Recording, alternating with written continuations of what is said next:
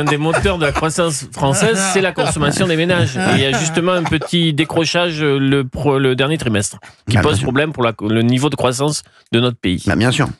Mais toi qui es un homme de gauche justement, qui est un syndicaliste dans l'âme, comment tu comprends qu'on empêche justement nos commerçants d'ouvrir le 1er mai ? Je suis pour l'ouverture des boulangers, des fleuristes le 1er mai.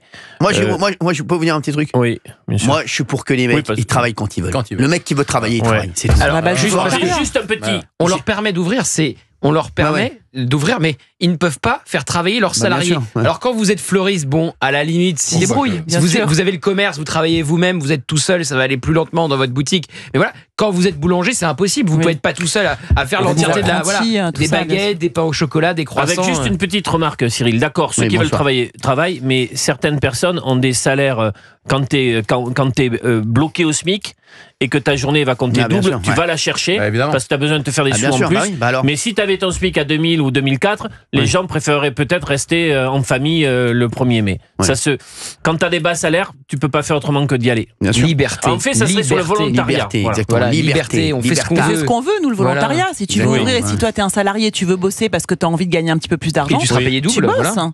C'est une opportunité. Tu trouves pas que c'est quand même incroyable ? Les boulangers, ils avaient le droit de pas travailler, mais juste pour les EHPAD, ok, très bien. Les hôpitaux, ok, très bien. Les prisons, ok, très bien. Et donc, si t'es un consommateur, t'as pas le droit. Enfin, je veux dire, c'est quand même complètement sidérant et aberrant. Et Géraldine, on se disait dans l'émission hier, émission spéciale sur le 1er mai, qu'un boulanger qui se fait prendre en train de faire travailler ses salariés un 1er mai, il risque plus qu'un black bloc qui a cassé une vitrine. C'est ça la réalité aussi. C'est quand même proprement scandaleux.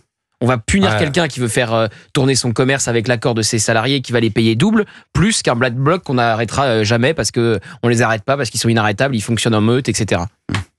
Est-ce que tu condamnes justement, toi, Olivier, le fait que les salaires sont trop bas ? Et on est tous d'accord autour de cette table. Et donc, en fait, en gros, c'est sous-entendu, ok, donc tu vas empêcher le boulanger de travailler parce qu'en fait, ça va être une pression pour justement éviter une ubérisation des salaires. Mais en fait, ça marche pas, ça, on le sait très bien. Ça marchera pas. Oui, d'autant plus que l'ubérisation, tu peux continuer à consommer le 1er mai avec l'ubérisation. C'est pour ça. Et que les travailleurs ubérisés se font quand même exploiter d'une manière... Et eux, ils créent pas de l'emploi, alors que le boulanger, il peut créer de l'emploi. Le boulanger, il peut créer de l'emploi. Donc, je suis pour que le législateur, le plus rapidement possible, permette aux boulangers de travailler le 1er mai. Mais je pense que ça va être une initiative parlementaire. Le gouvernement est pour. Le gouvernement est pour.